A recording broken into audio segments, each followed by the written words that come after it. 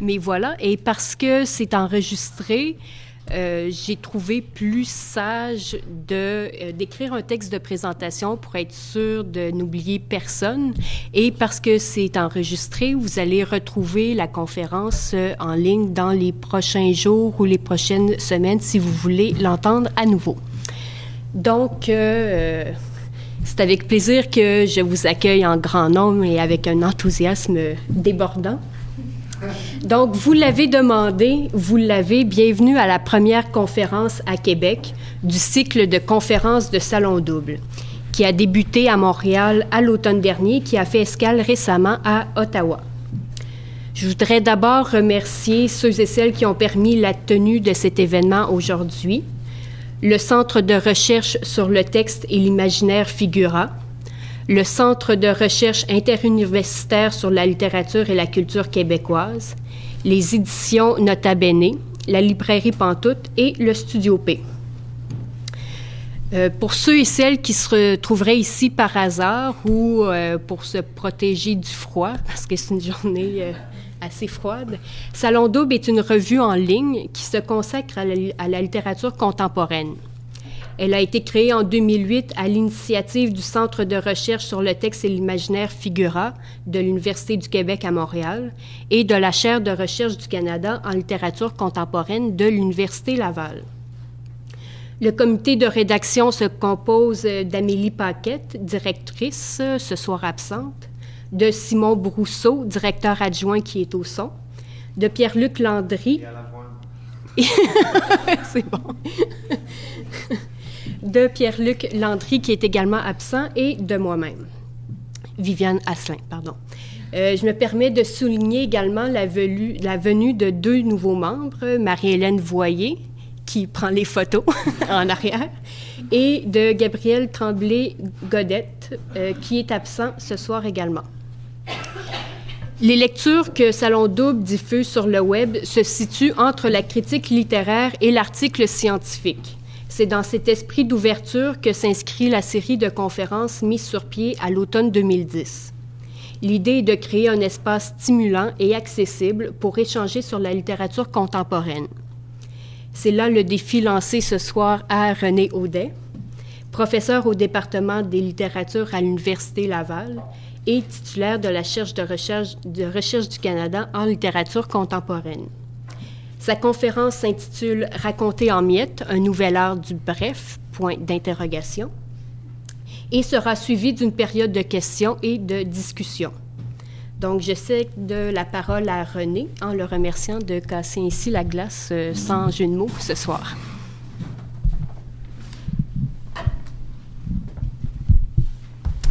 D'abord, merci à l'équipe de Salon Double pour l'énergie dans cette préparation de ce cycle qui a été très bien reçu à Montréal, où il y a eu 5 premières conférences, si je ne me trompe pas, et une à Ottawa.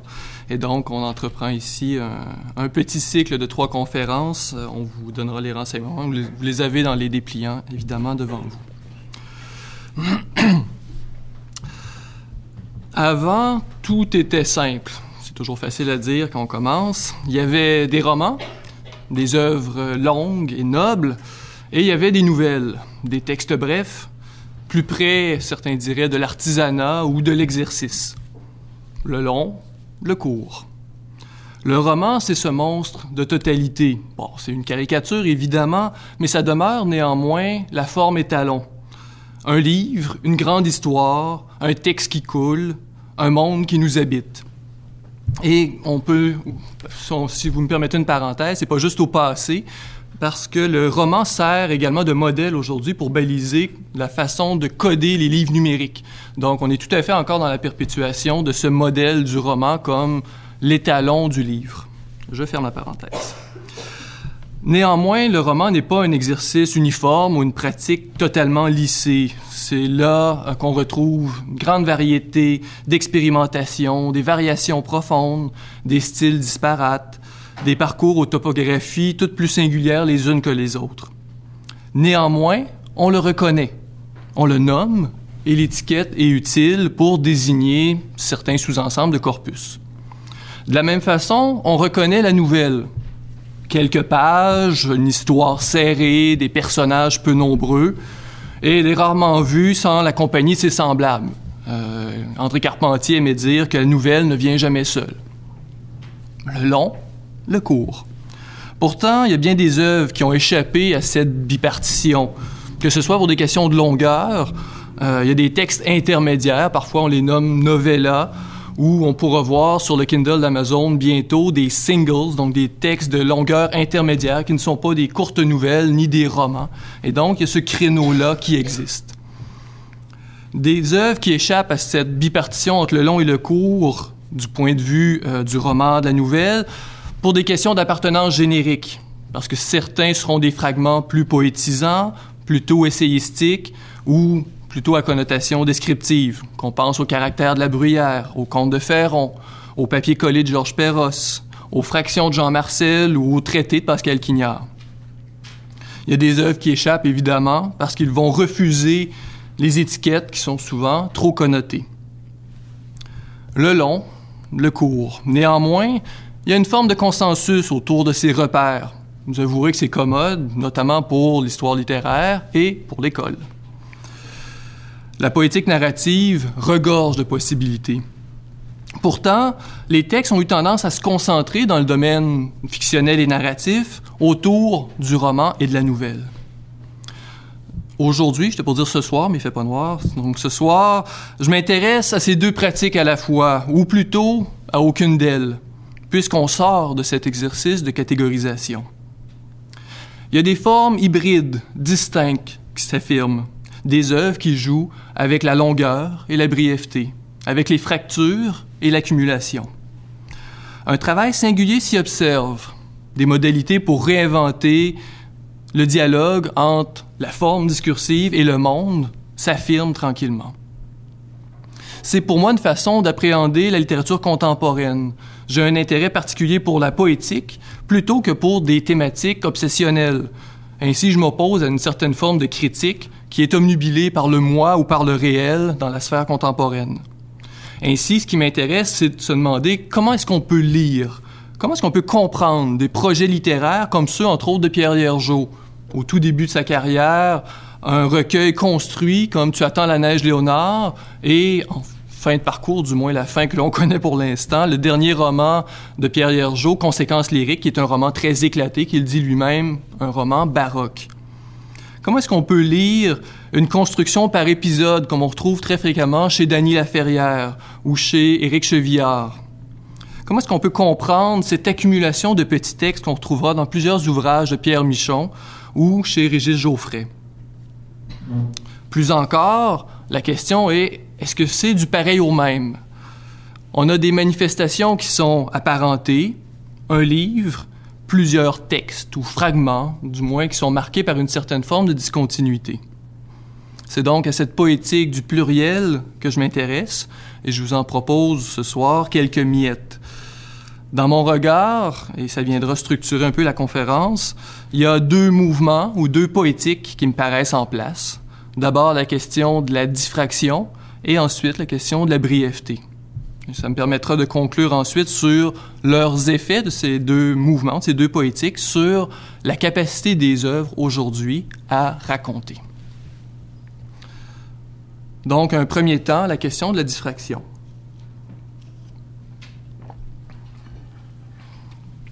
On avait nos repères. Un livre où il y avait plusieurs textes qui portaient chacun un titre général de cet ouvrage qui dénotait une certaine pluralité, que ce titre soit au pluriel ou qu'il y ait une idée de collectif, c'était tout simplement un recueil de nouvelles. C'était tout simple. C'était un assemblage. Des textes qui racontent des histoires différentes, parfois un thème ou des thèmes en commun entre les textes et un auteur. Il y avait là une opposition tout à fait claire avec le roman. Plusieurs textes d'un côté, un texte bien senti de l'autre part, puisque le roman, évidemment, c'est un vrai texte, c'est une vraie œuvre.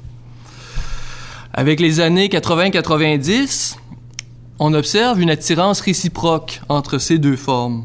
Le roman pour le recueil, puisqu'il est plus flexible, qu'il est plus baroque sous certains aspects. Une attirance également du recueil pour le roman, qu'il est plus structuré, plus organisé, et, on ne doit pas se le cacher, plus accessible pour le public. Qu'est-ce que ça a donné?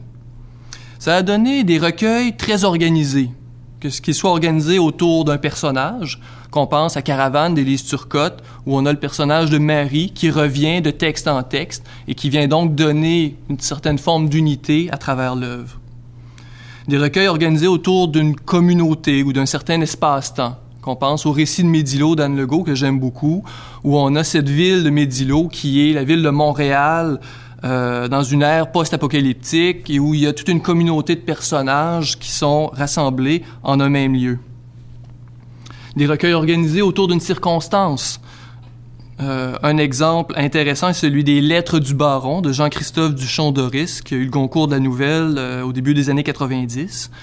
Le baron du titre, c'est le baron Haussmann, qui a donc complètement redessiné la ville de Paris à la fin du 19e, début 20e, et tout le recueil est construit autour de la figure du facteur qui reçoit des lettres qu'il doit livrer, mais où les maisons et les rues n'existent plus, puisque la ville de Paris a été rasée dans un pourcentage très, très élevé. Et donc, on a tout un recueil qui est construit autour de cette circonstance. Donc, attirance réciproque entre le recueil et le roman. Ces recueils, donc, ont poussé davantage vers l'organisation, mais on a aussi des romans qui se déconstruisent.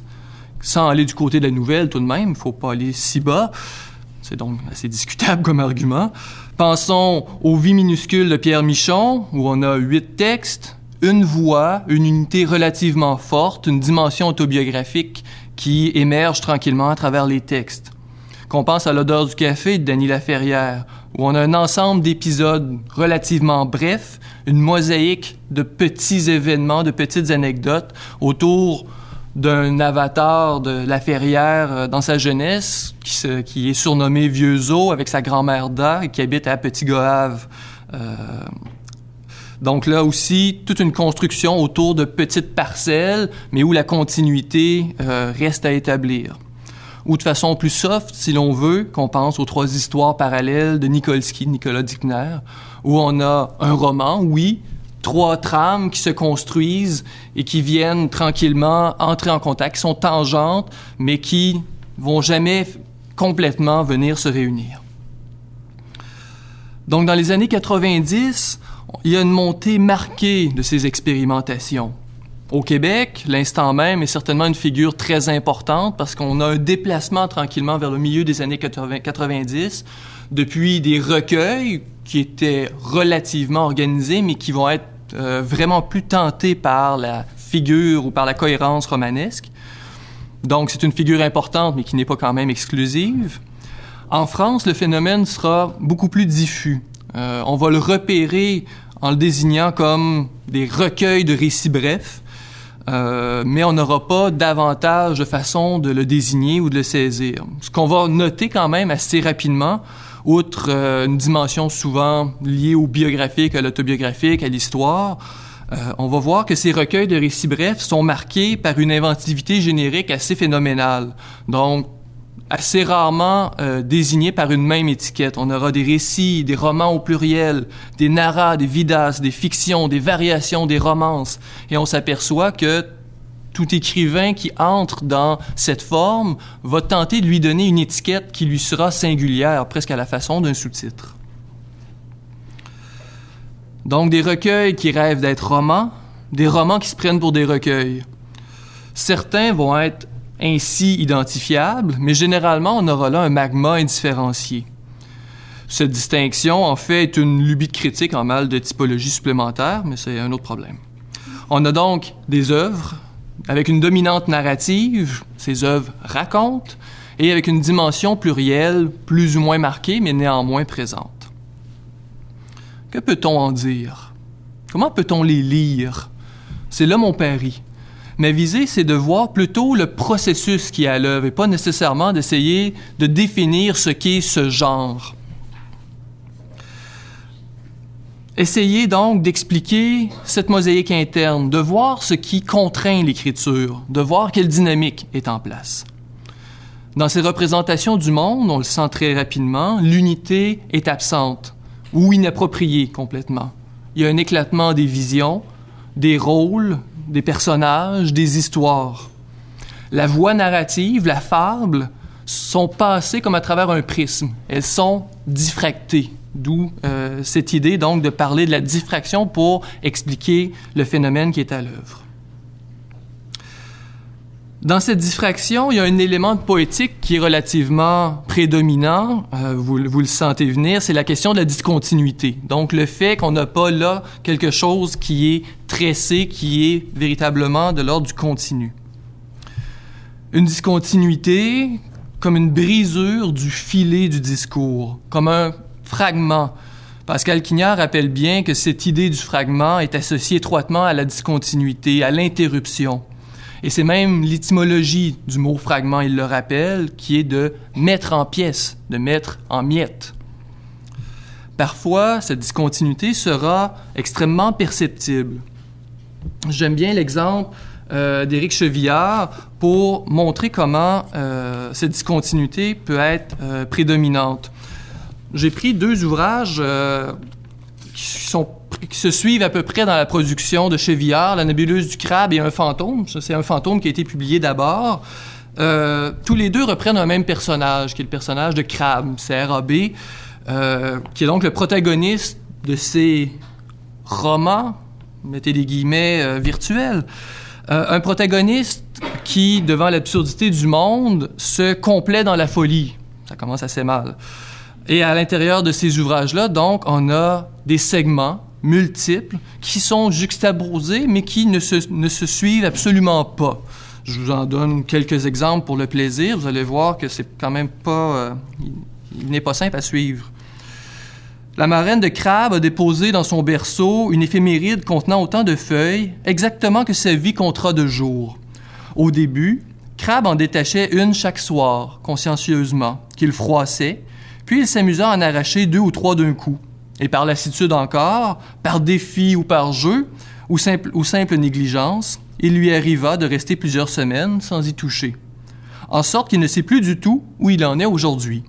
Il est peut-être mort hier ou avant-hier. Coupure. N'ayant pas écouté le bulletin météorologique faisant état du froid intense qui règne sur le pays et des pluies ininterrompues, Crabe sort de chez lui en chemisette et profite tout l'après-midi d'un grand soleil estival.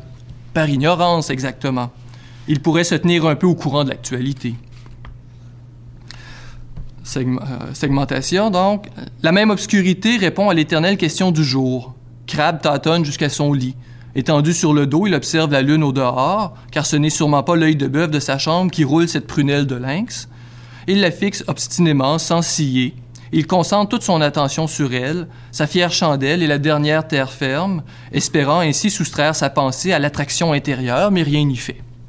Et ça continue. Donc, on a ici 3 segments que j'ai choisis un peu comme ça au hasard, où il n'y a absolument aucune continuité, simplement une juxtaposition de passages. Mais ça va plus loin dans la mesure où il y a des questions de cohérence qui sont mises à l'épreuve. Un autre passage. Crabe devait mourir de son cancer. Les médecins lui donnaient 2 mois, lorsqu'il fut écrasé par un autobus. Il n'y a vraiment pas moyen de faire des projets sur cette terre. Or, il paraît que Crabe n'est pas le plus malheureux des hommes. Ne soyez pas surpris si vous voyez un jour Crabe se diriger vers vous d'un pas résolu, sans courir cependant ni claquer des talons, plutôt lentement et même précautionneusement, comme s'il traversait un étang gelé, sans regarder ses pieds pourtant ni tâter le terrain du bout de son soulier. Au contraire, d'une foulée régulière et très assurée, comme s'il marchait sur de l'herbe ou sur un tapis moelleux. Je passe un petit bout. Ne soyez pas surpris si Crabe, arrivé enfin à votre hauteur, vous dévisage d'un air pensif, sans insistance néanmoins ni provocation. Au contraire, plutôt discrètement, à la dérobée, comme s'il attendait de vous un signe, une réaction quelconque. Je passe un tout petit bout. Ne soyez pas surpris si Crabe enfin vous ferme délicatement les yeux. Il a de bonnes raisons de croire que vous êtes mort. Donc, on a là véritablement une prose qui fonctionne par petites bulles, par petits éléments, où la mort du personnage dans un paragraphe interdit absolument pas qu'il revienne vivant au suivant. Et il y a là donc une construction d'un personnage qui n'est pas fondée sur ce principe que s'il est vivant à la page 2, il devrait être vivant à la page 4, et s'il est mort à la page 5, il ne peut pas être vivant à la page 6. Ce principe-là est absolument absent. et vient complètement donner une lecture différente du monde dans lequel peut vivre ce personnage. Donc, discontinuité assez patente, assez perceptible dans ce cas-là. Un exemple que je pointe simplement sans en lire davantage, les microfictions de Régis Geoffrey, où on a là un ensemble relativement volumineux de 500 histoires d'à peu près 2 ou 3 pages qui sont des fragments de vie compilés. C'est ce qu'on nous donne en 4e de couverture. Geoffrey, donc, décrit des personnages, souvent dans un ton un peu railleur ou un peu glauque. C'est des personnages qui sont jamais très joyeux et très heureux dans la vie et où on va simplement les accumuler dans l'ouvrage. Et on se rend compte très rapidement que les textes, les 500 textes, sont ordonnés selon l'ordre alphabétique des titres des textes. Donc, aucune logique, aucune structuration qui ne correspond pas à une démonstration, mais plutôt véritablement le fait d'accumuler et de donner à lire une vision du monde, mais par petites parcelles. On le voit, on a là des livres qui sont fortement mosaïqués, où les interruptions sont flagrantes. Pourtant, ils ne sont pas dénués de sens, de direction, ils ne sont pas illisibles. C'est qu'il y a une tension interne qui est extrêmement prégnante. Une chercheure française, Sabrinelle Bedran, va parler de Pascal Quignard, de ses traités entre autres. Elle dit « Ainsi, dans le cas des petits traités, ce qui serait vraiment nouveau, ce ne sont pas les récits, les maximes, les formes brèves prises en elles-mêmes, ni même leur grande variété. L'originalité de ces formes tient à l'ambiguïté générique de la dimension recueil, à la jointure particulière entre les formes brèves et le lié, entre l'intrus et le système. » Elle cite elle-même Quignard dans ses traités. « L'opposition la plus profonde est celle du lié et de l'épars, du système et de l'intrus. » Fin de citation. Pascal Quignard nous a habitués à une réflexion sur le fragment, sur l'interruption. Dans son petit ouvrage « Une gêne technique à l'égard des fragments », il va donc approfondir cette réflexion à partir du cas des caractères de la bruyère. Il va bien montrer que le fragment est associé à la rupture, à la mort, à une brisure de rythme, mais néanmoins un rythme à soi, tel une suite baroque. Et il y a donc là, non pas une complète absence d'intelligence, mais véritablement une recherche d'un rythme et d'une construction différente. Peut-être pourrait-on parler, jusqu'à un certain point, d'une poétique de l'impromptu. L'expression est d'Alain Montandon quand il va parler des notations dans le journal intime de Jules Renard. On a là l'éclatement de la totalité, celle qu'on associait traditionnellement au roman.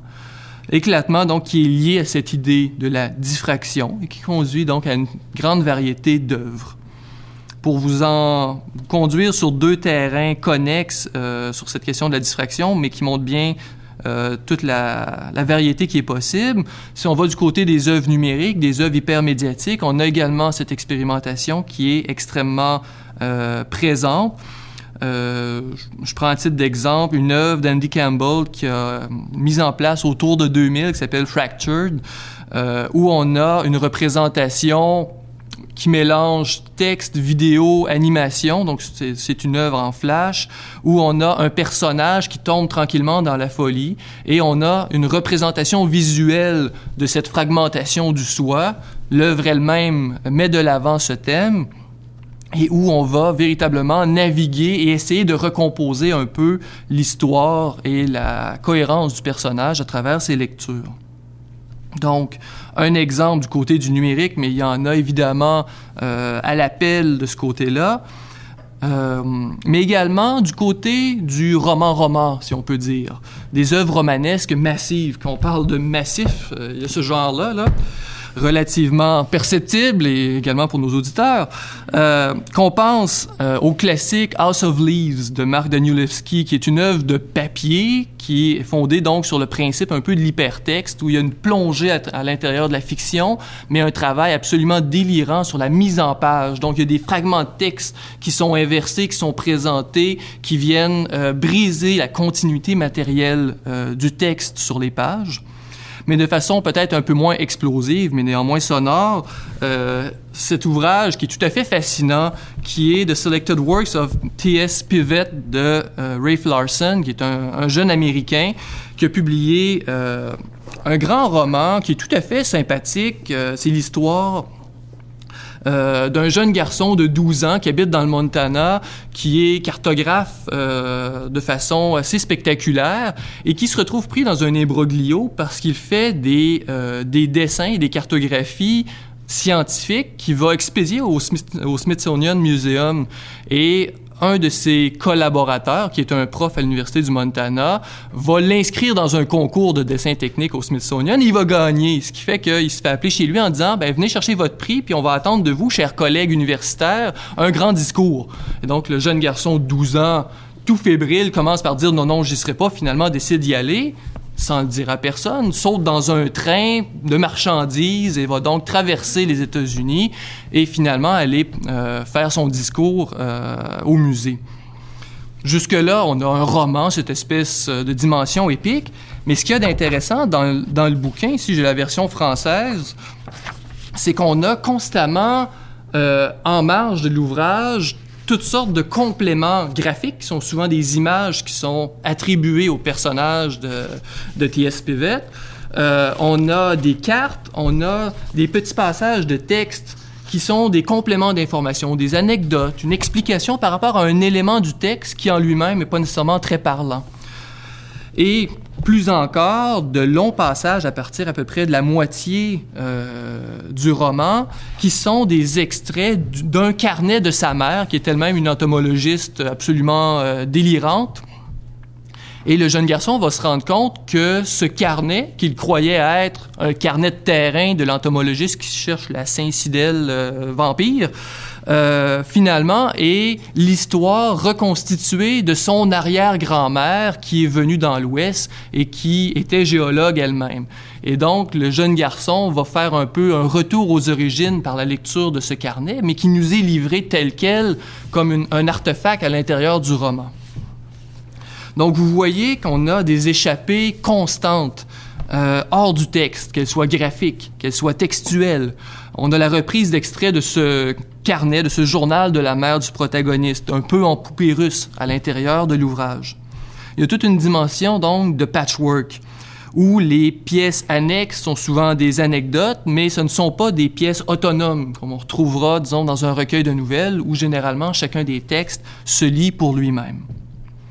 L'effet, évidemment, dans un roman, si on s'amuse à le présenter comme tel, c'est donc constamment de l'interruption, de la dérive, une forme de digression, inévitablement, et une discontinuité qui est patente, qui est très perceptible et qui est très sensible à la lecture, parce qu'on est constamment en train de s'arrêter, parce que chacune des pièces qui est en marge est liée par une petite flèche. Fait on tourne la page, on a là un texte qu'on peut lire, on voit qu'il y a quelque chose en marge, et là on se dit « Ah non, je vais attendre que la petite flèche m'y conduise pour bien comprendre à quoi ça réfère », mais néanmoins, la lecture est interrompue, on lit, on apprécie ce qui est en marge, et on replonge dans le texte par la suite.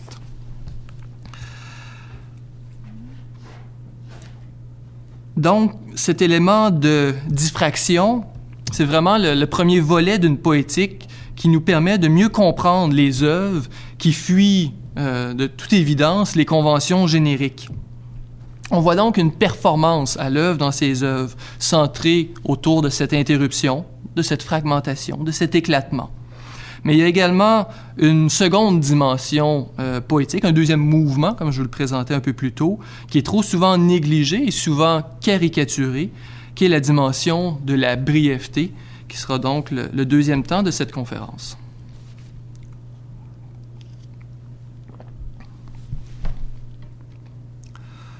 Le bref, donc, souvent, traditionnellement, l'apanage de la nouvelle, de ce genre en particulier, si on parle du domaine narratif. Mais néanmoins, les quelques exemples que l'on vient de traverser montrent bien comment l'éclatement nous ramène à cette notion de brièveté, mais exploitée de façon plus générale. Qu'est-ce qu'on y entend donc par ce terme?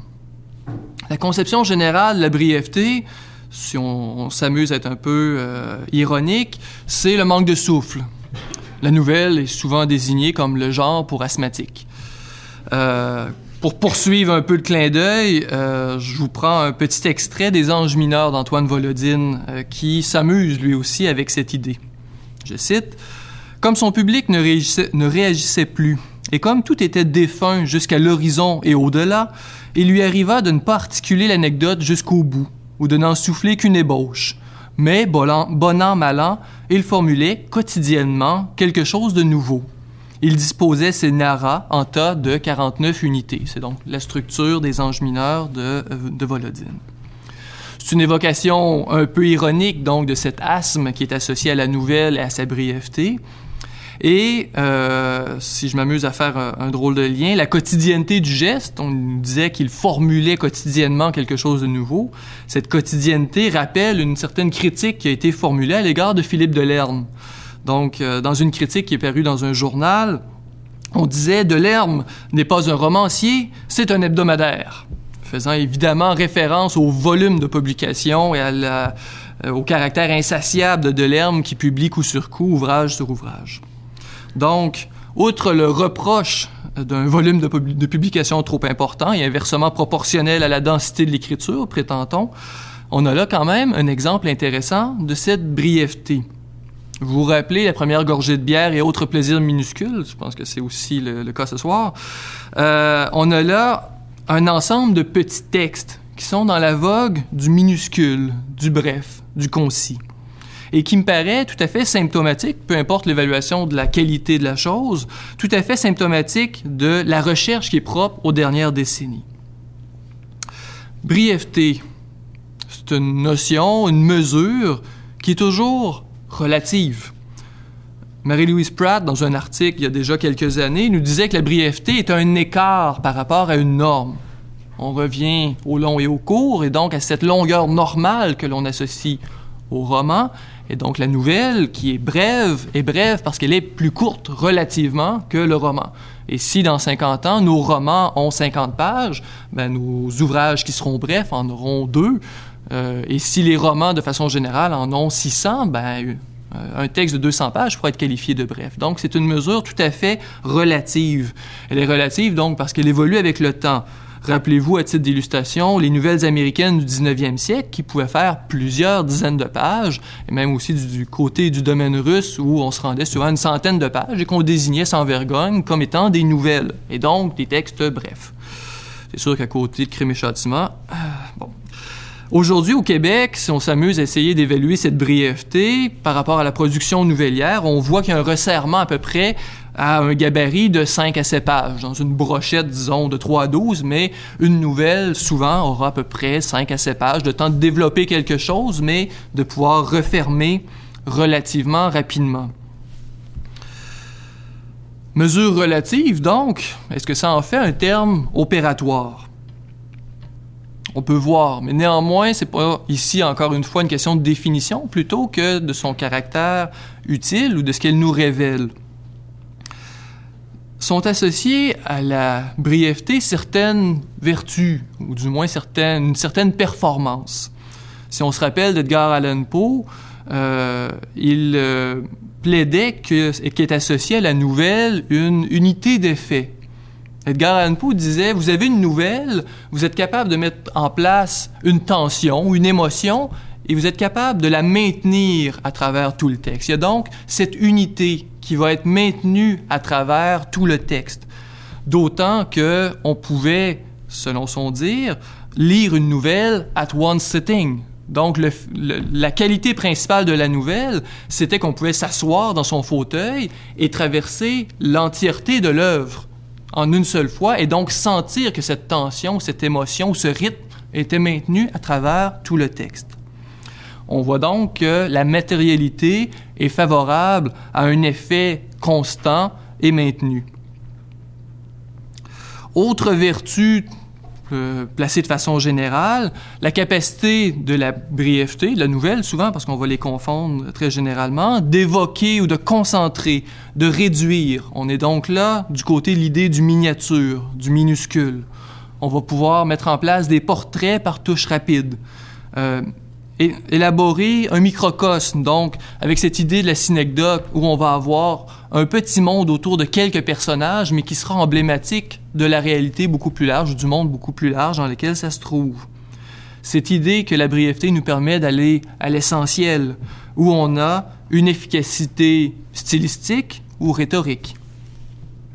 C'est une définition évidemment en creux de la brièveté. Ce que j'aimerais vous rappeler, et ça me sera utile pour ce qui suivra, c'est que le bref n'est évidemment pas une invention de notre époque. Un cas qui m'intéresse particulièrement, vous connaissez peut-être les nouvelles en 3 lignes de Félix Fénéon, qui ont été rassemblées et publiées de façon posthume. Je vous mets un peu en contexte pour le plaisir de l'anecdote, parce que c'est tout à fait éclairant sur la réalité contemporaine. Le journal Le Matin, qui était un des plus importants journaux parisiens dans les années 10 et 20 en France, va mettre en place une innovation dès 1905. Dans le journal, on publiera à la dernière minute des dépêches des fils de presse. On va donc réserver un petit espace dans le montage du journal pour pouvoir prendre les dépêches qui entrent à la toute dernière minute avant que le journal soit imprimé et, dans un espace qui compte entre 100 et 135 caractères, inclure un élément, une dépêche. Évidemment, Twitter est derrière nous, on y reviendra. Ce qu'il y a d'intéressant, c'est que Félix Fénéon, qui est un critique d'art, était particulièrement connu pour sa plume ironique et va participer à cette chronique pendant quelques mois en 1906. Ce qui fait que, dans le journal, intercalé à travers des dépêches de presse qui sont réelles, va y avoir des brèves qui seront fictives, tout à fait inventées par Fénéon. Quelques exemples. Calan, détenu à la prison de Thouars, que venait de manquer la sentinelle, s'est tué en tombant sur des rochers. Il s'évadait. Fin de la brève. Mal en pris à Renaud de se hasarder à portée de fusil du professeur Talamas, qui chassait à Gambet. À cette heure, il agonise. À Oyonnax, mademoiselle Cotet, 18 ans, a vitriolé M. Bénard, 25 ans. L'amour, naturellement. Ou encore, évidemment, la mise en scène se développe. C'est au Cochonnet que l'apoplexie a terrassé M. André, 75 ans, de Levallois. Sa boule roulait encore qu'il n'était déjà plus. Ou de façon évidemment un peu plus sarcastique, jugeant sa fille, 19 ans, trop peu austère, l'horloger stéphanois Jala l'a tuée. Il est vrai qu'il lui reste 11 autres enfants. Et ce qu'il y a d'intéressant, et on pourra faire le lien un petit peu plus tard, c'est qu'il y a toute une place importante qui est accordée au mode de transport dans ces nouvelles en 3 lignes de Fénéon, donc au train ou au tramway. 2 exemples. Rattrapé par un tramway qui venait de le lancer à 10 mètres, l'herboriste Jean Désille de Vannes a été coupé en 2. Ou encore, le 392, Cherbourg-Camp, stoppa. Le mécanicien dégagea du chasse-pierre le cadavre de Thiébaut, 2 ans, et le remit à la mer. Celui-là, en particulier, parenthèse, me fait énormément penser, j'avais pas la copie avec moi, à un des contes pour un homme seul d'Yves Thériault. Vous irez relire. Il y a cette histoire d'un jeune enfant qui est frappé par une automobiliste un peu tête en l'air et où toute la communauté vient tranquillement, de façon extrêmement froide, venir se refermer sur la dame en question. Et il y a cette espèce d'ironie noire qui est exactement présente dans le texte d'Yves Thériault. Donc, vous le voyez par ces nouvelles en 3 lignes, notion de brièveté, de condensation. Vous avez évidemment vu le lien avec Twitter. Mais on pourrait même remonter juste un petit peu auparavant et parler des micro-nouvelles de l'écrivain guatémaltèque Augusto Monterroso, que j'aime beaucoup. C'est un cas que certains m'auront entendu présenter en classe. Une petite nouvelle qui s'appelle « Le dinosaure » et qui se lit comme suit. « Quand il se réveilla, le dinosaure était encore là. » C'est tout. Mais ça génère une quantité d'hypothèses de lecture phénoménales et quand on se met à y penser, essayer de se dire, bon, qu'est-ce qu'il y a à comprendre? On voit qu'il y a là toute une condensation, qu'il y a un potentiel narratif de caché à l'intérieur de ces quelques mots et tout simplement est prêt à être lu par celui qui voudra bien essayer de voir au-delà des quelques mots qui sont disposés sur la page.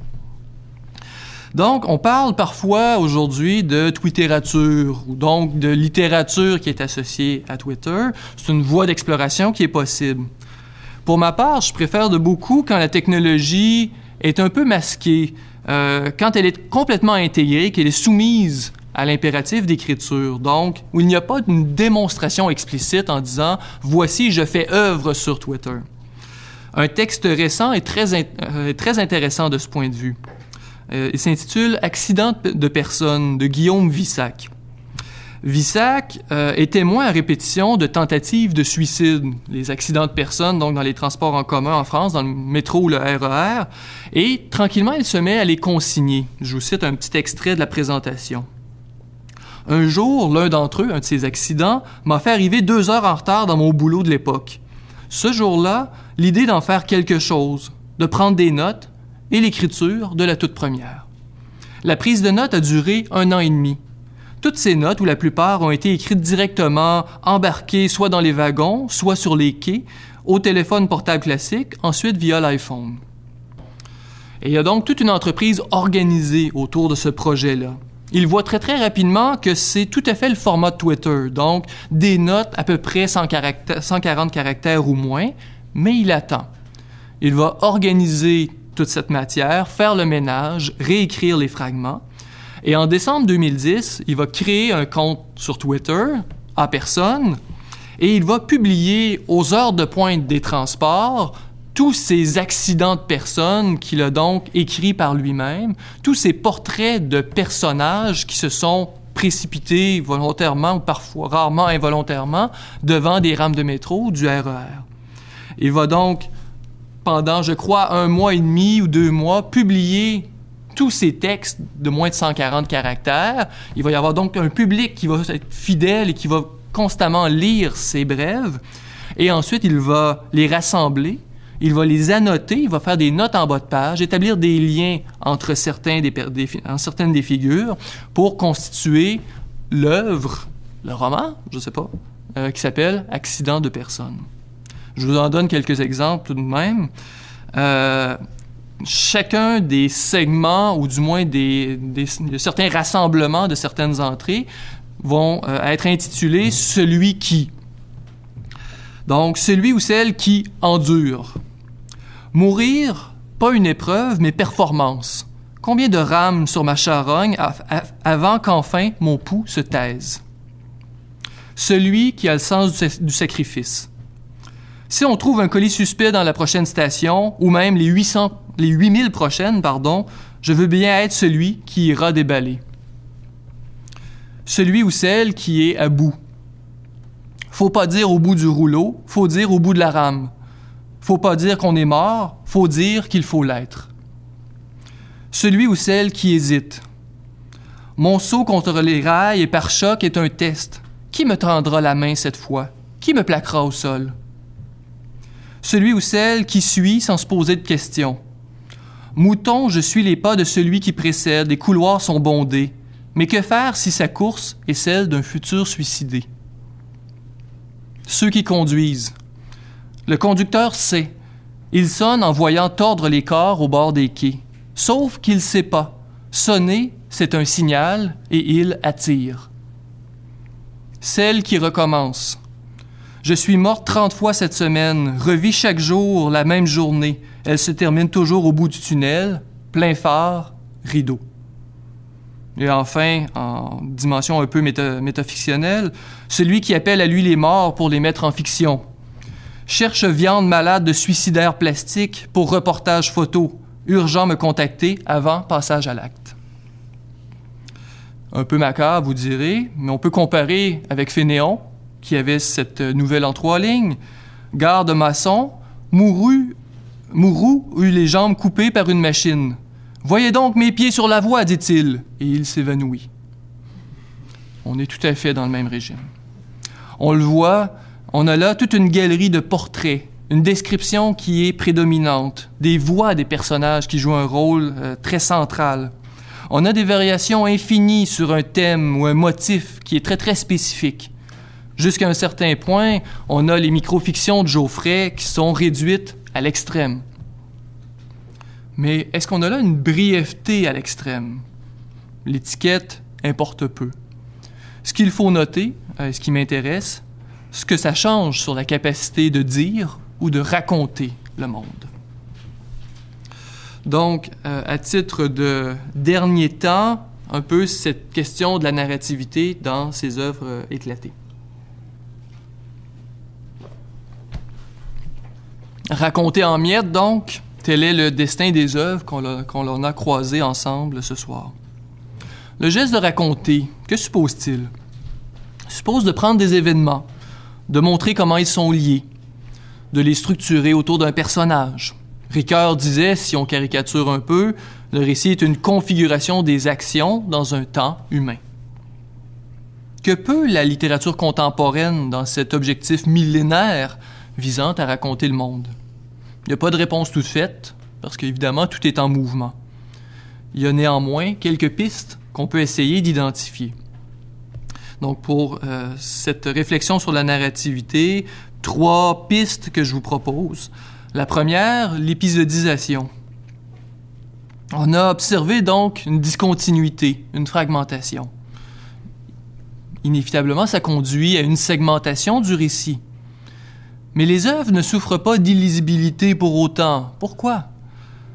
C'est que l'échelle de référence est liée aux actions, pas à la séquence. Le sens de ces œuvres est associé à chacun des épisodes, plutôt qu'au parcours en entier.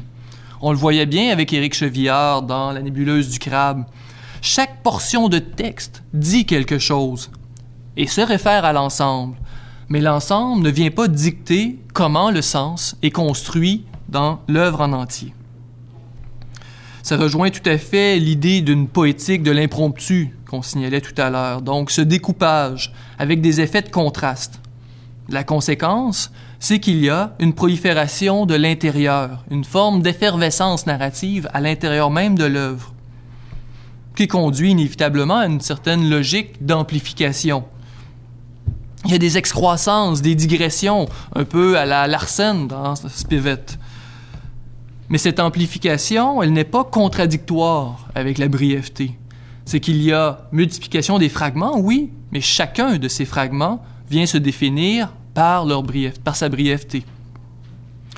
Pour vous donner peut-être un exemple un peu plus complexe où la fragmentation est déclinée, je prendrai l'exemple de La Garçonnière de Mylène Bouchard, qui a été publiée il y a 1 an ou 2 aux éditions de La Peuplade. On a là une histoire d'amour un peu compliquée entre un homme et une femme, et où le roman est construit par l'alternance des voix. Donc, elle parle, focalisation sur elle, lui parle, évidemment, son point de vue. On a un narrateur hétérodiégétique qui donne un point de vue un peu plus extérieur, et on reprend cette alternance jusqu'au point où la relation s'envenimant, évidemment, cette alternance tout à fait mélodieuse, elle-même saute. Mais on a aussi une fragmentation de la prose. D'abord, en épisodes, chacun des événements ou chacune des actions fait l'objet d'un petit épisode qui est isolé. On a donc des points narratifs relativement focalisés. Mais aussi en sous-épisodes, où on a des titres. Si on va voir à l'intérieur de l'ouvrage, constamment, on a une mention entre parenthèses. Ici, on a patinoire entre parenthèses. Ça va avec la thématique de la glace d'aujourd'hui. Et chacune des parties des chapitres vont avoir ce petit mot-clé qui vient décrire un peu. Et si on va voir les chapitres en eux-mêmes, cette partie 2, c'est l'accumulation de toutes les sections. Il n'y a pas de titre à ce chapitre-là. C'est dictaphone, autobus, patinoire, futon, premier appartement. Donc, fragmentation du point de vue de l'organisation à l'intérieur même des chapitres, mais même au point de vue de l'écriture. Si on va voir dans le grain du texte, on a énormément de listes. On va avoir des phrases atomisées, des phrases qui sont isolées dans l'espace de la page. On va avoir des mots qui sont placés en exergue comme petite évocation, simplement pour donner à réfléchir. On voit qu'il y a tout un travail de fragmentation qui est constitué à l'intérieur de l'œuvre, mais dans une histoire, étonnamment, qui est relativement suivie, qui est cohérente, qui se lit tout à fait normalement, et où on voit que tous les éléments de fragmentation viennent s'inscrire dans une logique, dans cette espèce de réflexion, dans ce tâtonnement de la relation entre deux personnes, et qui va être tout à fait à l'image de l'histoire qui nous est proposée. Donc, un découpage qui est là, oui, qui n'empêche pas la compréhension, mais où on sent bien, justement, toutes les étapes qui sont franchies par les différents personnages. C'est donc un phénomène d'épisodisation, ce que j'appelle comme tel à défaut de mieux, et qui n'est pas sans rappeler, pour faire un parallèle avec d'autres productions culturelles, avec les films chorales que vous connaissez peut-être, dont Shortcuts de Robert Altman, qui a été un des premiers, que ce soit Babel d'Iñárritu, que ce soit Magnolia, il y a plein d'exemples. Donc, ces films où il n'y a pas une histoire, où il n'y a pas un héros, un personnage central, mais souvent toute une palette de personnages à travers des histoires qui se croisent, qui viennent se compléter, qui sont plus ou moins de rapport, sinon souvent de construire tout un portrait complexe, un peu mosaïqué d'une réalité ou d'une communauté. Les films chorales ont tout à fait le même problème qu'on a avec ces œuvres éclatées, on ne peut pas les définir, on n'a pas de description type à en donner, sinon, à tout le moins, le principe fondamental de la pluralité. C'est le même processus qui est à l'œuvre. Expansion interne, épisodes, des histoires multiples. On a là donc, autant dans les films chorales que dans les œuvres éclatées qui nous intéressent, cet écartellement du récit jusqu'à un certain point qui caractérise bien ces œuvres. Une deuxième piste, peut-être, pour essayer de voir un petit peu ce qu'il en est de cette narrativité dans les œuvres éclatées, ce que j'appellerais, à défaut de mieux, la fabulation. Donc, une multiplication des possibles, multiplication des scénarios, des mises en scène.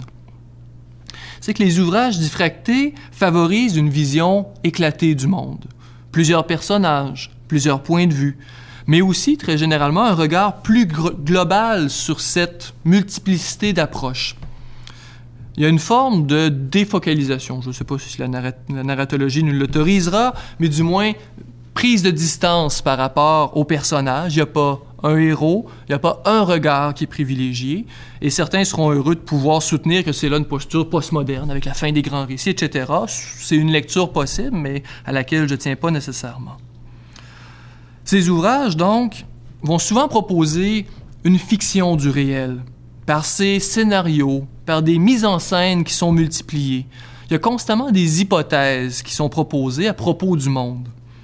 Donc, on a l'impression que ce qui nous est présenté dans ces textes narratifs, ce n'est qu'un possible. Gilles Pellerin disait, à propos de la nouvelle, que la poétique de la nouvelle roule à tombeau ouvert sur les franges de la virtualité. On peut le généraliser et l'associer à la brièveté, à la diffraction de façon plus générale. Le récit se développe en fonction d'une potentialité, d'une éventualité, d'où ce fort sentiment d'une certaine virtualité. On n'a jamais le sentiment que le récit témoigne directement du réel, mais toujours un peu à travers un verre déformant ou à travers des éclats de verre. Il y a donc toute une forme de virtualité référentielle, le monde qui est représenté. On pourrait également dire, et c'est là ma troisième piste, d'une certaine virtualité énonciative. Le langage dit plus que ce qu'il donne à lire. Donc, une troisième piste que j'appellerai, au sens très très large, une poétisation. La narrativité qu'on trouve dans les romans éclatés, dans les recueils de récits, elle est contrainte par la prose brève. Une brièveté qui est d'abord matérielle, on en a parlé, mais aussi une brièveté qui est narrative. Je reprends là la simple réflexion que nous proposait André Bello dans un texte intitulé « Pour la nouvelle », qui est une préface à un recueil d'André Carpentier.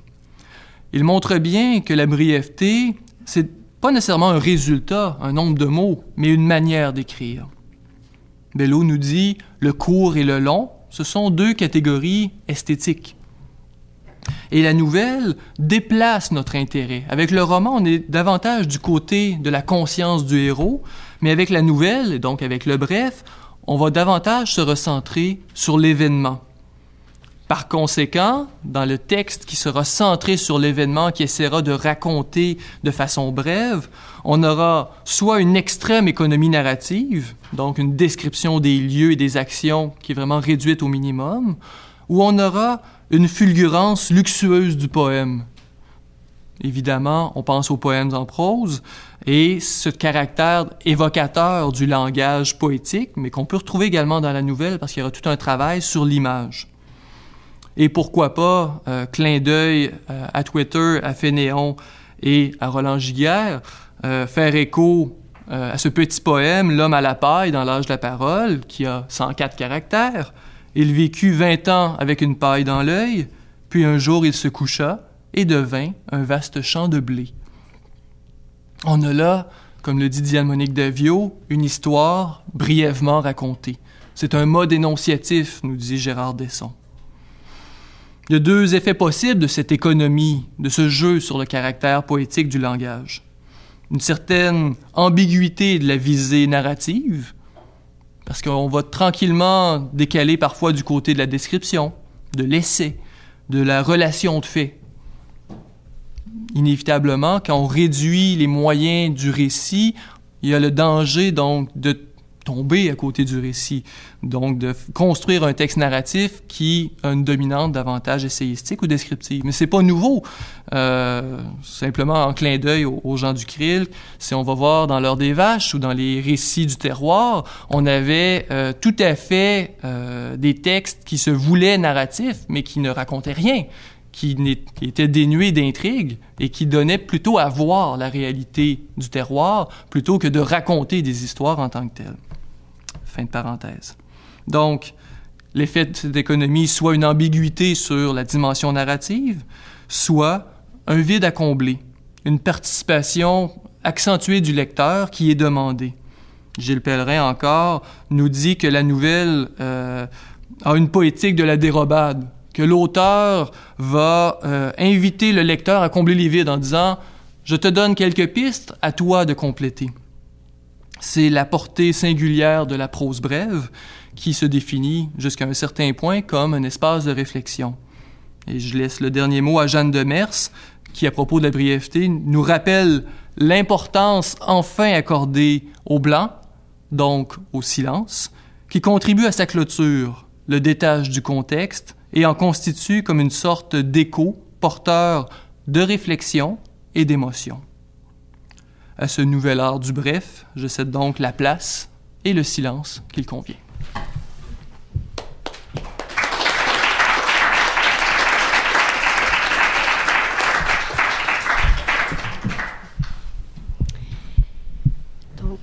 Merci pour cette communication, cette conférence qui était tout sauf brève, mais néanmoins très intéressante.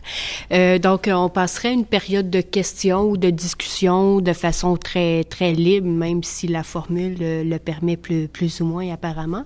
Donc, est-ce que quelqu'un a une question, une interrogation, une observation? Non. Puis en passant, je vous vois pas très bien, donc si vous manifestez, vous lèverez la main ou... Donc, en fait, moi, j'aurais peut-être une observation. Je suis pas certaine que ça va déboucher sur une question. Peut-être, à force de la formuler, ça va... mais tu parlais d'un roman qui est attiré par le recueil, roman baroque, roman éclaté.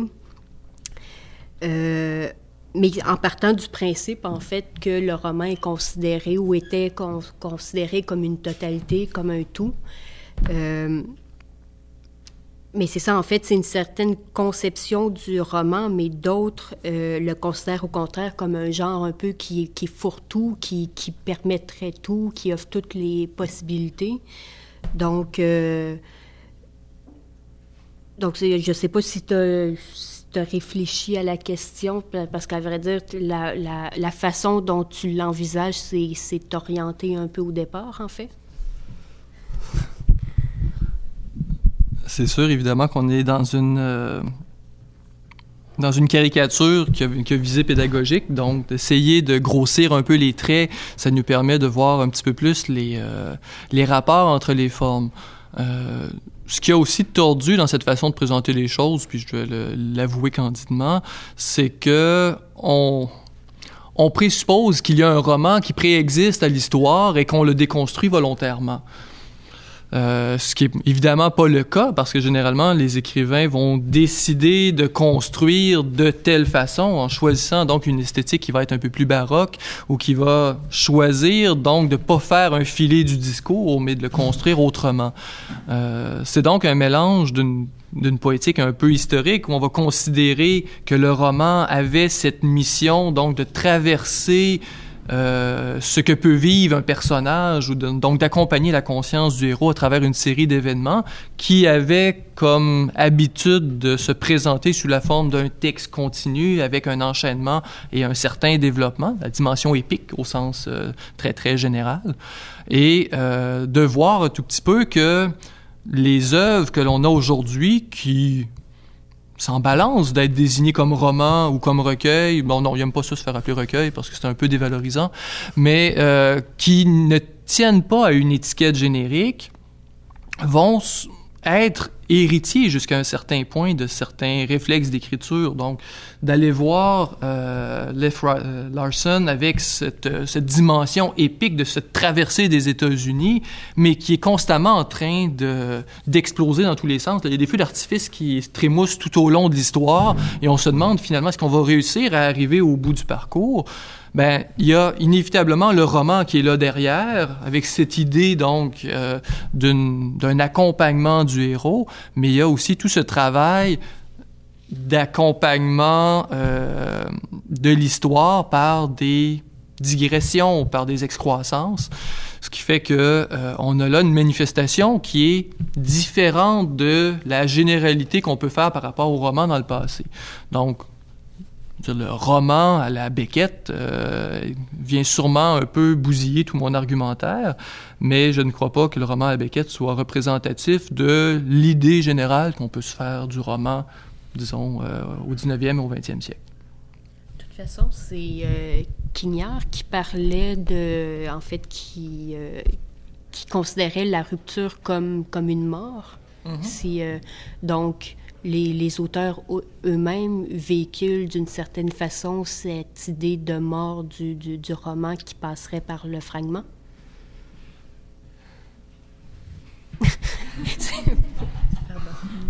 Oui.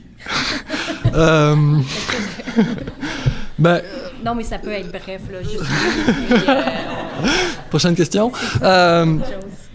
Ben, c'est que ça nous amène un peu ailleurs, mais c'est tout à fait intéressant et symptomatique du roman contemporain. C'est toute la réflexion qu'il y a à propos de la mort, oui, du roman, mais de la littérature. Et jusqu'à un certain point, quand on parle de la mort de la littérature, c'est rare qu'on va parler de la mort de la poésie. On va parler de la mort du roman, ce qui est tout à fait symptomatique. Et la thématisation, justement, de cette incapacité de raconter, probablement qu'on en aura un exemple avec André et France dans la 3e conférence qui viendra dans quelques semaines. Mais il y a une conscience que la littérature a atteint certains... se bute à certains écueils par rapport à cette capacité de raconter le monde. À la fois parce qu'il n'est plus aussi monolithique, parce qu'on refuse de dire une seule vérité par rapport au monde, et c'est donc qu'on va privilégier soit de multiplier les voix, soit de montrer leur propre épuisement jusqu'à un certain point. Et ces deux orientations possibles du roman qui nous permettent de voir que cette réflexion n'est pas simplement une lubie de critique, mais aussi que les écrivains vont la prendre en charge à travers leurs œuvres.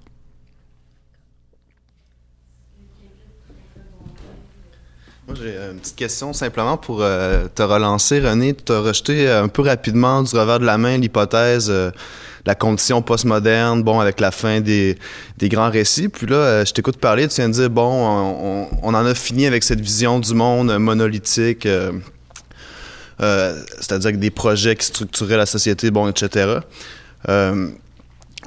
Il me semble que l'hypothèse tient quand même la route. Je veux dire, s'il n'y a plus de grands récits qui font projet pour la société, si on se rend compte que finalement, il n'y a plus de grands récits, mais plutôt des faits divers, bon, avec les journaux, avec Internet, il me semble que ça permet d'expliquer des formes comme celle de Geoffrey dans les microfictions, où ce sont des vies anonymes qui s'accumulent, ou même le dernier Hiergeau aussi, c'est un peu ça qui se passe, des personnages qui se comparent toujours aux vedettes du grand mythe américain, mais qui se rendent compte que eux sont des anonymes un peu comme tout le monde finalement. Donc j'aimerais ça juste entendre sur ce rejet-là de l'hypothèse, bon, on est dans une condition postmoderne.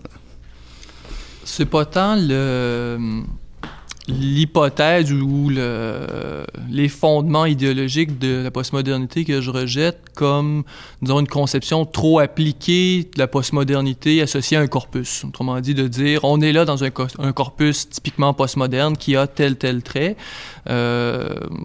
Je crois que c'est un élément de réflexion qui est tout à fait pertinent, qui n'est pas une réponse unique pour expliquer le monde d'aujourd'hui, parce qu'on peut, sous certains aspects, continuer à réfléchir à partir de la question de la modernité, de se dire qu'on est dans une constante réinvention, etc., mais que, par ailleurs, on a justement une brisure du point de vue idéologique qui correspond peut-être à cette fracture des années 80 ou à peu près. Évidemment, c'est là aussi que Lyotard a écrit son bouquin, ça donne bien. Donc une transformation du monde d'aujourd'hui par rapport à cette capacité à croire en certaines vérités, en certaines explications du monde qui soient donc uniques. Bon, je pense qu'on a, sous différents regards, prouvé qu'on était entré dans un régime un peu différent. Est-ce que ça s'appelle postmoderne? Est-ce que ça s'appelle modernité qui continue d'avancer? Bon, on pourrait continuer à en débattre, mais je rejette pas le fait, je rejette plutôt l'utilisation qu'on en fait pour essayer d'en faire une étiquette. Une étiquette passe-partout qui viendrait mettre un chapeau sur ces œuvres-là et dire, voici, on est dans la littérature postmoderne. Oui, mais non. Ouais, je comprends ce que tu veux dire. En fait, ce qui est problématique avec ces étiquettes-là, c'est qu'il y a un auteur qui va écrire un livre en 2005 qui va utiliser le terme postmoderne. Un autre parle un peu des mêmes choses en parlant de contemporain, alors que l'autre va rejeter le terme de postmoderne pour dire on est toujours dans une condition moderne. Donc ouais, ça devient des étiquettes pour parler un peu des mêmes choses. Mais en fait, ce que je trouve plutôt intéressant, c'est peut-être la piste du fait divers, puis du contexte médiatique dans lequel on est, parce que là, on trouve vraiment toutes sortes d'échos il me semble vraiment beaucoup d'œuvres, fait que, sans parler de conditions postmodernes, je pense qu'il y a quelque chose comme, je sais pas, le sujet baigné dans le monde une forme de médiatique. Perméabilité de la littérature aux autres types de discours qu'il y a autour et qui sont à leur façon des véhicules pour les mythes et pour les histoires de la période dans laquelle nous sommes. Et donc, inévitablement, la littérature va les absorber, va les rendre différemment, va pouvoir en témoigner. Mais il y a là donc une certaine forme de contamination, j'aime pas, mais de perméabilité peut-être davantage. De toute façon, la postmodernité, c'est hâte. Là, on est rendu dans l'hyper. Il y a eu la surmodernité sur certains types, l'hyper, puis la post-post aussi. C'est ça, voilà. Le compost. Après le poste, c'est le compost. Il y aurait une autre intervention. Oui? Oui, ben moi, c'est un peu le champ lexical de la conférence, des fois, qui m'hérissait. Donc, on va en parler ensemble, puis on va se vider le cœur. Mais je me disais, on entend beaucoup les termes, discontinuité, disjoint, disparate. On est toujours dans le 10 pour parler du fragment et de l'art du bref. Mais je me disais, est-ce qu'on pourrait pas aussi un peu le concevoir selon son versant positif en termes de syncrétisme, une espèce de... C'est comme si le culte de la continuité avait laissé place à une conscience du syncrétisme dans lequel on baigne constamment, dans du simultané. Donc, puis je me demandais est-ce qu'on pourrait articuler ça éventuellement avec cette culture web dont vous nous avez parlé. Il me semble que je suis tannée d'entendre parler de brisure et de rupture. Oui. De parler de diffraction, c'est une tentative d'échapper, là, parce qu'il n'y a pas le S de 10 dedans, au moins. C'est vrai. Mais il y a une dimension d'éclatement, inévitablement, mais c'était plus le processus qui m'intéressait, parce que la discontinuité va souvent être plus un constat du résultat, donc du produit que ça donne. Moi, ce qui m'intéresse, c'est de voir comment, dans certains cas, on va multiplier les voix, on va multiplier les histoires, et on va éviter de donner une seule vision des choses. Dans ce cas-là, c'est pas tant de déconstruire que de multiplier. Bon, là, on sera un peu dans le syncrétisme. Le lien avec la culture web, oui. Disons l'interface, une espèce d'attention portée à l'intervalle entre les choses plutôt qu'à ce qui les sépare. Je sais pas, il me semble. On le verra peut-être plus dans les processus ou même dans le statut de l'œuvre. Donc, la dimension qui fait que les œuvres numériques sont souvent vouées à se modifier à travers le temps, soit par une expérience. Si on pense aux premières œuvres d'animation, Alexandra Semer a bien montré qu'on a une expérience constamment différente des premières œuvres numériques parce que les supports qui nous permettent de les lire eux-mêmes vont pas donner le même rendu. Ce qui fait que, disons, si on a une animation de la neige qui tombe, paradis. Le champ lexical. Non, c'est le champ lexical encore. Si tu veux. Si donc, à l'origine, on avait une animation où on avait de la jolie neige qui tombait sur le Père Noël, mais que les machines d'aujourd'hui, avec une puissance de calcul plus grande, vont faire en sorte que ça va tomber comme toute une masse dans un coup et que l'animation qui durait 15 secondes va se passer en 1 seconde. On va avoir une expérience différente. Donc, variabilité dans la façon de voir l'œuvre, mais variabilité aussi parce que les textes, on retombe dans une logique plus textuelle. Les textes en contexte numérique sont voués par les plateformes, par les types de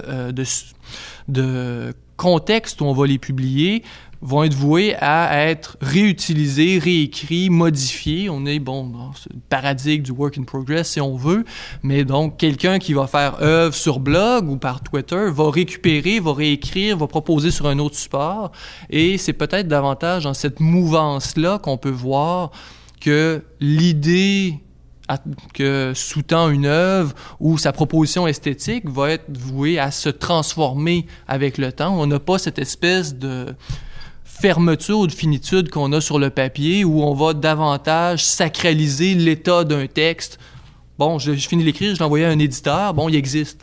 Oui, on va réécrire. Oui, il y a des poètes qui reprennent, qui refondent, etc. Mais ça reste quand même relativement marginal par rapport à une culture web ou une culture numérique où on va constamment réutiliser non pas les matériaux des autres, oui, par une culture du remix, mais aussi par une propre réécriture et un travail de nouvelles visites, de relecture de sa propre production littéraire. Donc, quand on parle d'un nouvel art du bref, ça pourrait être aussi un nouvel art de penser, le bref. La marqueterie maljointe de Montaigne, si on regardait, on s'intéressait, on s'observait aux fragments, on s'intéressait aux fragments, là, ce serait plus au lien et au processus aussi entre qui amène quelqu'un à recycler son propre matériel. C'est une belle hypothèse, d'autant que souvent les propositions d'œuvres en culture numérique sont souvent relativement brèves, restreintes, et qui permet justement de construire et de composer. Et là, on revient aussi à Montaigne d'une certaine façon, qui avait déjà travaillé à partir de ces éléments, qui lui revisitait son propre texte et qui en venait à se relire et à joindre différemment des morceaux qu'il avait déjà constitués. Et probablement que le contexte du numérique va favoriser beaucoup plus que ce que le faisait le papier ou la dactylo dans le temps, ce genre de travail, et pouvoir le généraliser jusqu'à un certain point.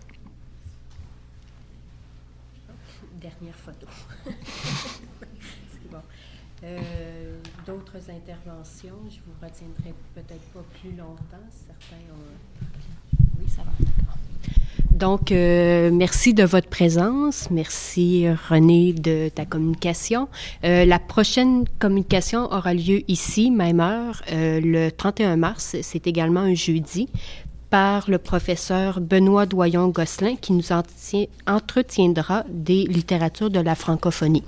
Donc, c'est un rendez-vous. Merci.